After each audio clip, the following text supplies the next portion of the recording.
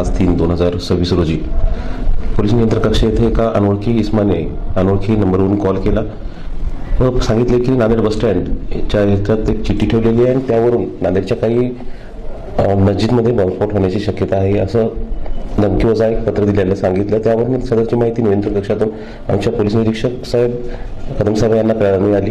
त्या अनुषंगाने माहितीची एकदम गांभीर्याने दखल घेत माहिती वरिष्ठांना तसेच दहशतवादी यात कुठला प्रयत्न आहे का ही सतत बाळगण्यासाठी दहशतवादी विरोधी पथक यांना सुद्धा कळून मिळालेल्या नंबरची माहिती त्या इसम कोण आहे याची माहिती घेण्यासाठी 2 स्थानिक पथक नेमले. त्या पथकाने त्या इसम अंबाजोगाईत असलेले समजून असल्यामुळे तिथे एक पथक पाठवलं. त्या पथकाने तिथे जाऊन खातरजमा करून शेख सलीम शेख चांदपाशा नावाचा इसम ताब्यात घेतला असता तो इसम मनोरुग्ण असल्याचे निष्पन्न होत होते. तरी मनोरुग्ण आहे किंवा नाही हे खातरजमा आणखी होणारच आहे.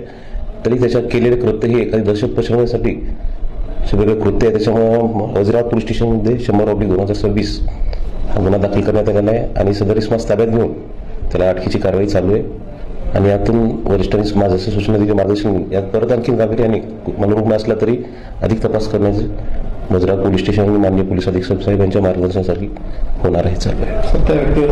आणखी काही आधीचे गुन्हे दाखल सदर व्यक्तीविरुद्ध बाहेरी संभाजीनगर येथे अशा प्रकारचं कृत्य केल्याची माहिती आहे. त्याची गुन्ह्याची खातरजमा आणखी होणे आहे पण अशी माहिती आहे याने यापूर्वी अशा प्रकार केलेले आहेत.